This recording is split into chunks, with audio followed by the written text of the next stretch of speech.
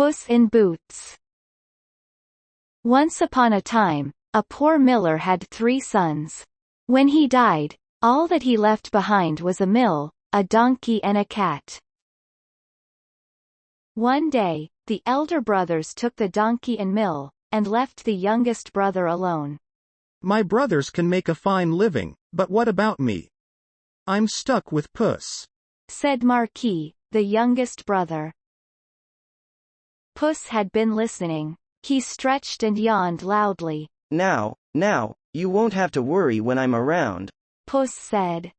All I need is a bag and a handsome pair of boots, and I'll be able to take care of us both. Soon, the cat was given his own pair of boots and a new bag that he had asked for. Puss packed a cabbage and some bran in the bag and slung it around his neck. He polished his whiskers and set out. Puss headed straight to a spot where there were plenty of rabbits. He had a great plan in mind. Once he grabbed a rabbit, Puss walked straight over to the king's palace. He bowed low and presented the rabbit to him. Your Majesty, said Puss in Boots. This humble gift comes from my master, Lord Marquis of Carabas.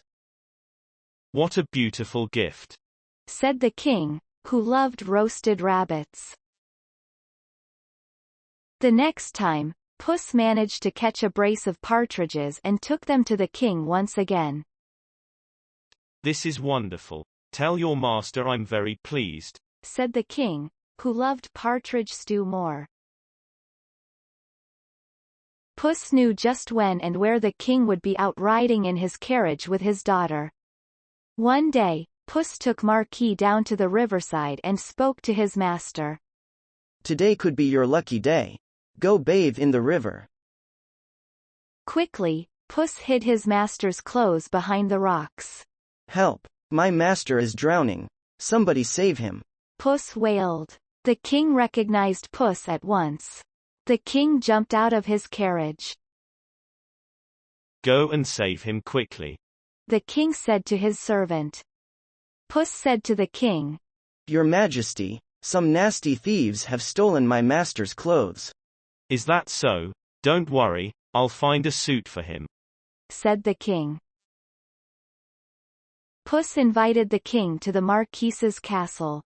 If you'll excuse me, I'll go and make suitable arrangements to receive our Majesty at the castle, Puss said. Puss ran into the golden wheat fields which belonged to a scary ogre. Puss announced to the farmers.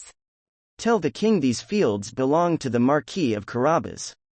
If you do this, I will get rid of the scary ogre.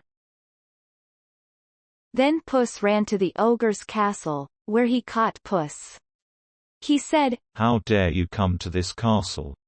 Asked the ogre. I have heard about your great powers, where you can transform into any animal? Asked Puss. Can you turn into a lion? Watch me, said the ogre. Right before Puss's eyes he transformed himself into a lion. He roared so fiercely that Puss ran up the curtains in fright. The ogre laughed loudly. Wow, said Puss. But I bet you cannot turn into a small creature, for instance, a mouse. Oh really? Asked the ogre. He turned himself into a tiny mouse and Puss pounced on him and ate him in one big gulp. Puss clapped his hands 3 times and summoned all the people living in the castle. He ordered all the servants to prepare a feast for Lord Marquis and his guest, the king himself. The king came to the ogre's castle. Welcome to our humble abode, Puss said to the king. Later, Marquis and the princess got married and they all lived happily ever after. Moral of the story: value your creativity and intelligence over physical strength and wealth.